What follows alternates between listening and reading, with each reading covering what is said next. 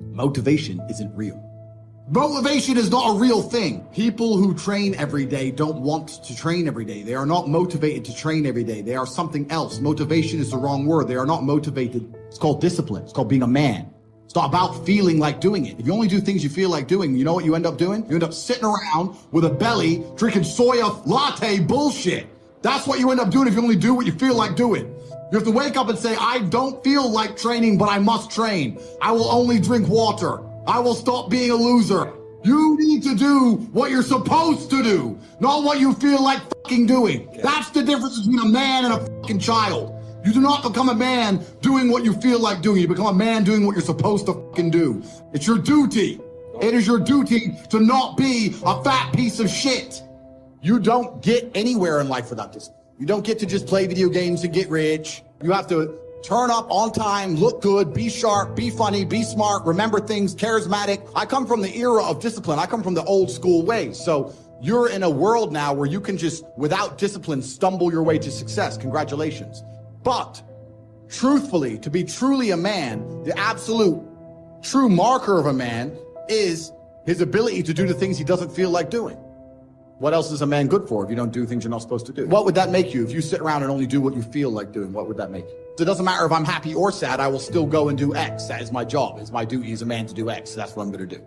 Somebody said to me before, they lack energy and they lack motivation. And I said, nobody lacks energy and motivation. You just focus it in the wrong directions. I would guarantee if you find a person who lacks energy and motivation, he's trying to get girls all day, he's messaging girls on Instagram all day who ignore him. I guarantee he gets road rage when somebody cuts him up. You get angry and you have energy and you have motivation when somebody pulls in front of you in traffic or when you see some on Instagram, but you don't have motivation to do anything else. You don't lack energy and motivation. It's pointing in the wrong direction. We all have an innate energy inside of us. We all have a life force. And most people are just directing it in the wrong direction completely. And that's why we're getting decimated in real time. The Matrix has come along and it's distracted us all with bread and circuses. I refuse to sign up to things that don't directly benefit my life or benefit the future for my children. I don't think if a sports team wins, it's going to benefit the future for my children. And I don't think if I jump up and down like a fucking ketamine-taking peasant in a concert, it's going to benefit my children. You have 10 years left to save your bloodline from eternal slavery. And you lack motivation? You are born to lose, sir. All of your ancestors who fought saber-toothed tigers should have just laid down and died because they fought their best for you to be born so you can jack off to Pornhub during the last few years where you stand a chance to save your last name from eternal serfdom. You are and you deserve to be poor. The last thing you should lack in the mess of the world today is motivation. And I'm telling you as a rich man who made it out, I can see the gap is closing. So you should certainly see it. I'm above in the clouds, looking down on the hole closing in. You're down below, looking up, watching it close, and you lack motivation to build a ladder. Maybe government will save me. Maybe if I vote for the liberals, they'll give me money. Fools. The last thing you should lack in the world today is motivation, because truly people are running out of time.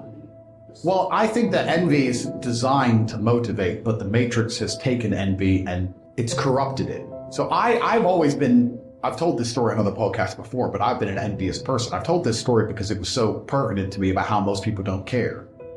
I was walking to school, and I used to have to walk about an hour each day to school, and it was raining, and I was walking with 3 of my friends in a Ferrari. Pull up at the lights, made a bunch of noise, and I was standing there, and I watched it, and then the light went green, and it tore off. I said to my friends, I was like, bro, how do we get Ferraris? My mom is on a council estate, single mother. She raises 3 kids on 300 pounds a month. We can barely afford food. He has 200 grand for a car. Something is broken. None of the teachers at school have Ferraris. None of our university professors have Ferrari. No one else I know has a Ferrari. What do we have to do to break the matrix and find the money? This is all a lie. I want a Ferrari. And my friends were like, don't know. That's why I have Ferraris and they don't. That's why I now have 33 Ferraris. Because I was envious. I was envious of this man. Most people don't care. I turned envy into anger, and anger is power. But what we have people doing now, because they don't believe in themselves, because the matrix has dampened their soul, when they feel envious, because they want to level the playing field, which is all envy is. Instead of trying to elevate themselves, they try and drag others down. So when people look at my life and they're envious of me, what they should say is, he's truly from the most humble possible socioeconomic beginning. He is a person of color, from a council estate, a single mother household. And he made it up to the highest echelons. He's on the phone with Elon Musk and his ability. He can do it, I can do it. But they don't believe in themselves. So what they do instead is, well, I want to level the playing field, so I got to drag him down. It's just laziness. Because you feel envious, but you don't have enough fire about yourself to go out there and attack the world and equal the playing field with vigor. So you want to equal the playing field by dragging someone else down. It's just laziness. Lazy people. I understand why a lot of people doubt themselves. A lot of people doubt themselves because they're incompetent. You'd have to be a megalomaniac to not doubt yourself if you're an incompetent individual, right? If you're an idiot or you're shit at things, of course you're going to doubt yourself because you should, because you fail all the time. The only way you're going to start to not doubt yourself is if you show some competence, if you grow into a competent individual and perpetually succeed, as I do. I don't doubt myself because I never fail. Whereas if all I did was fail all of the time, of course I'm going to doubt myself. So your mentality is heavily linked to your reality. And the fact that most people have such weak mindsets comes from the fact that they have a weak life, a weak body, a weak social circle, a weak network, a weak bank account, a weak relationship, and then their mind is weak. Well, of course, if you were strong, if your woman would never leave you no matter what because she idolizes you, then your mentality would be strong. Your mind would be strong by extension. So if someone comes to me and goes, I doubt myself, I usually look at them and go, yeah, I understand why. You're a little fat piece of shit and you're stupid. Of course you do. If I was you, I'd doubt myself too. If you know good men, all they want to do is most of the time is work. What men who are good want to do most of the time is some version of work. Training, making money, organizing their life, getting their car clean, whatever. It's a degree of work. Women love fun. Women want fun all the time. And fun is where all the haramities appear. It's where all the negative orgons appear. You're only going to get in a fight if you're going out trying to have fun. Drugs and rape charges and physical violence and assassination, this all is linked to fun. Yeah. If you want fun, you're dragging all this shit into your life. Wasting money. You can avoid a lot of bad things. Someone goes, you want to go out? I'm like, no. I'm going to sit here on my computer. I'm boring. But I guess it generates millions and millions and millions and millions of dollars.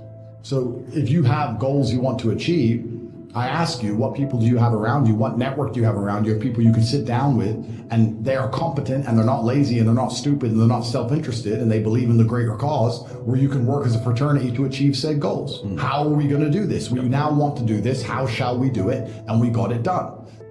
People often say to me, oh, but Tate, you're lucky. You're a kickboxer and you were talented. Yeah, I was talented, but I didn't find out I was talented until I was disciplined.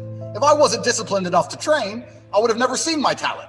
You don't get to discover anything about who you are as an individual, your spirit, your soul, what you're made of. Without discipline, you can't even discover anything. Discipline teaches you all about yourself. It teaches you what you really have.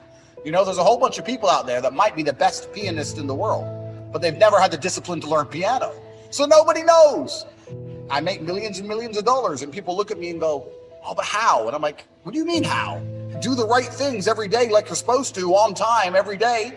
And life usually comes together. I really believe that. It's all about self-control and self-discipline and making sure that you are the center of your own universe. And a lot of people agree with this and a lot of people say this, but it's very rare to meet someone who's serious about it. If you're truly serious about brute willpower, you can achieve anything. And the reason nobody has discipline anymore is because it's not taught. And we also live in a world where everything and everybody is vying for our attention. There's ads everywhere. YouTube happens quickly. Kids are being raised with iPads. Like when I was a kid or you were a kid, we had a coloring book. How do you think you're going to keep his attention as he grows old? He's been entertained by some of the best software developers in the world permanently. So your attention's very, very difficult. And that's what discipline is, really. It's the ability to stay focused on one thing for a long period of time. Most people don't realize how bad their attention span is or how much discipline they lack until they really start to suffer from it. But as a man, if you don't have the ability to knuckle down and focus on something for a long time, life's going to punish you. And the reality of mastery and the reality of success is that it's not really a glamorous story. Like, how do you become the best boxer in the world? You do the same thing over and over for 15 years. Like it's boring. That's what discipline is. So the idea that a lot of people want to be constantly entertained, people want to be constantly motivated. I train every single day and I'm never motivated, but I'm disciplined. I've been training my whole life. I'm bored of it, but it's something that has to be done. So the idea of entertainment, the idea of motivation, these things are completely detrimental to discipline. I don't care if you feel like doing X. You must do X or you will stay a loser. Got to take care of yourself. Do not neglect to take care of yourself. Key phrase. Some people don't do well because they don't feel well. They've got the gifts, they've got the skills. They don't have the vitality. Key phrase. Vitality is a major part of success. Vitality. I know a guy that raises racehorses. I'm telling you, the guy feeds his horses better than he feeds himself. He's so careful that they get everything. But you ought to see this guy. 10 steps up a flight of stairs, and I mean, he's all out of breath. Some people feed their dogs better than they feed their kids. Now, there's all kinds of parts to physical. Here's one. Appearance. Now you say, well, people shouldn't judge you by how you look. Well, let me give you a clue. They do. You can't deal in these shoulds and shouldn'ts. You'll be tipped over the rest of your life. Here's the best advice I can give you. Make sure the outside is a major reflection of what's going on inside. Now here's the next part of personal development, the spiritual part. If you do believe in spirituality in any manner, study it and practice it. That's my best advice on the spiritual side. Now here's the third part, the mental side. Learn, study, grow, change.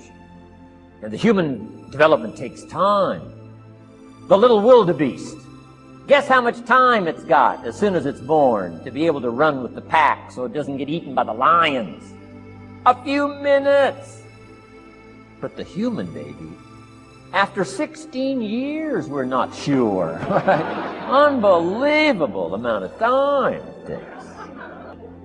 Here's also what takes time, and that's your mental development. Feeding the mind.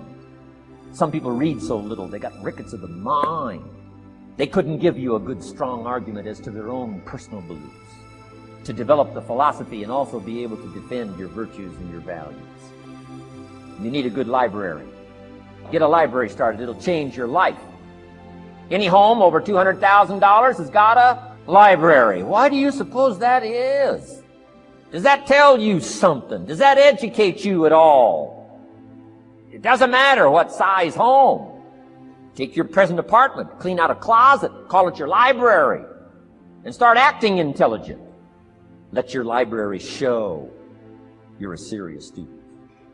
Next, keep a journal.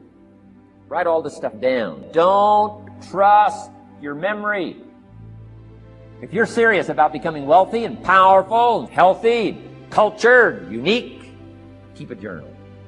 If you listen to something valuable, write it down. If you come across something important, write it down. Write it down. If you got a glimpse of Mr. Rohn's journals, you'd have to say he is a serious student. I'm asking you to be no less sincere and be no less committed to the advancement of your philosophy, the set of the sail. Start with the refinement of your philosophy. Start with the teaching of your own fabulous mind, where all the answers are. The rest of all the magical answers are within the confines of your own mind, but it takes the books, it takes the videos, personal conversation. Let your heart be stirred by words. Find ways to capture. Isn't this good stuff? I'm telling you, this stuff changed my life. I've never been the same since the teacher gave me some of this simple instruction. How to go from where you are to where you want to go.